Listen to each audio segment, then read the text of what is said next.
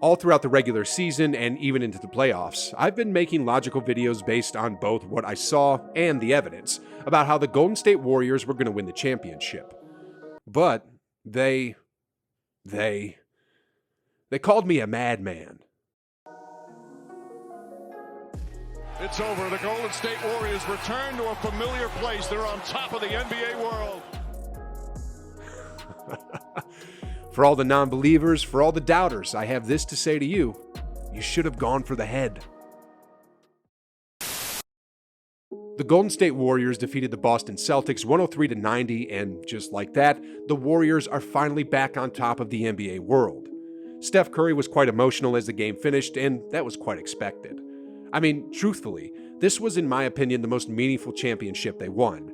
I'm not taking anything away from the previous championships, but after falling from the top to literally rock bottom and having to pick yourself up and put the pieces back together one by one while hearing all the negative chatter going on, that definitely takes an emotional toll, and just like that, Steph Curry has erased all doubts that he's one of the greatest players of all time now. Anyway, this segues into my next point directly. How the Warriors defeated the Celtics to clinch another championship is largely because they have Steph Curry. I mean, 31 points per game, 6 rebounds, 5 assists, while shooting 48% from the field and nearly 44% from three-point range. This man single-handedly destroyed one of the best defenses I've ever seen. To add more context to this was the defense that essentially stumped Kevin Durant, one of the greatest scorers the NBA has ever seen, to shooting just 38% from the floor. And yet, Steph Curry just shredded the defense apart time and time again. I mean, take a look at this. Here's Curry running in transition. He first sees if there's an opening for a layup, but when that window closed, he dished the ball to GP2. His defender, Pritchard, thought his job of defending Steph was over for just a split second, and for Curry, that split second was all he needed to get his shot up and, splash. Curry to Payton. Three-pointer, right side is good. Steph was just so dominant over the whole course of the series, and because of his greatness, it opened the floor for everyone else. Just look here. Here's Curry in this out-of-bounds play. Draymond sets the screen for Marcus Smart, and just like that, Curry sprints towards the perimeter. From here, Jason Tatum flies in to try and get the block, and then when Curry relocates, Brown flies in as well, leaving Jordan Poole wide open, and it's just another day, another dollar. But again, this all started with Steph Curry drawing in multiple defenders. He was clearly the best player in the finals and conference finals, which begs the question, how did people have him as the third best player left in the playoffs? Anyway, moving on here. Steph Curry deserves the finals MVP and was the bulk of the reason why the Warriors won the finals. But just how Jordan needed Pippen, Steph Curry needed every bit of Andrew Wiggins.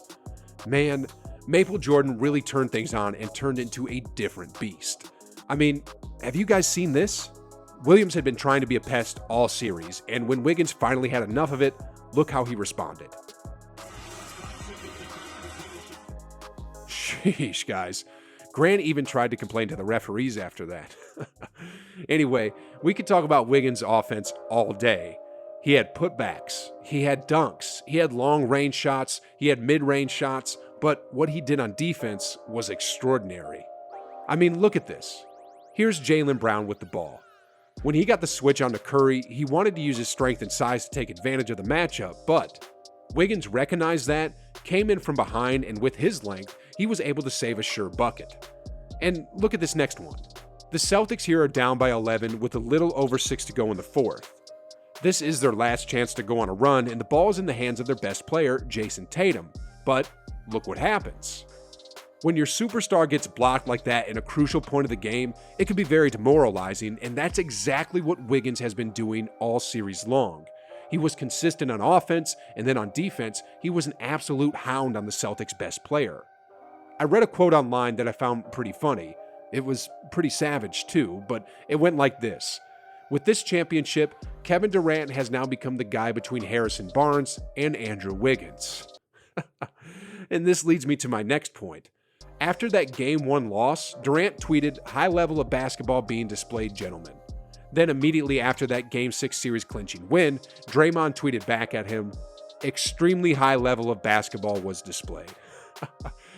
Anyway, just like how Steph changed the way basketball is played, similarly, Draymond Green seems to be carving out a new position as well. Every team really needs that guy who doesn't really score too much, but who anchors the defense on one end and makes plays on the other end. I mean, look at the signature play here. Draymond's up top with the ball, and Steph and Klay are about to play a little two-man switch game. Klay sets the screen for Steph, but then during the switch, Steph's original defender gets caught on the outside, leaving a direct line to the basket for Klay. Draymond sees that and hits Klay with a laser pass, which immediately gets converted into a bucket. Here's another example. Draymond's about to hand the ball off to Steph while simultaneously setting a screen for Steph. When Steph relocates for a better look at the rim, Draymond sets yet another screen. Steph makes the shot here, like usual, but the point I want to make is that Draymond does a ton of things that, well, nobody else in the league does, and that's another reason why the Warriors are so unstoppable. Strength in numbers is officially back. I mean, let's look at the box score of Game 6 for a second. Grant Williams had 3 points and was a -18. Derek White, on the other hand, shot 1 for 6 from the field, had 2 points, and was a game-low -26. For the Warriors, coming off the bench was Gary Payton, who affected the game immensely from a defensive standpoint and ended up with a game-high +18, and Jordan Poole, who contributed with 15 points on 12 shots and had 0 turnovers. Whether it was their individual talent, offensive system, depth of team, or even defense, the Warriors had the Celtics beat in every department. I mean, look here. In the regular season, after the All-Star break, the Boston Celtics were scoring nearly 120 points per game, good enough for 4th in the league. Then, in the last 3 games of the finals, the Warriors held them to under 100 points per game. How crazy is that? Anyway, you can't really blame Boston because they were clearly the second best team in the league, but they just bumped into one of the greatest players to ever play this game, Steph Curry. And here's what Steve Kerr recently said of Steph. Andre Iguodala and I have been talking the last week, and all we could say to each other is, we gotta do this for Steph. This is for Steph. Which is ironic because he's the one doing it for us.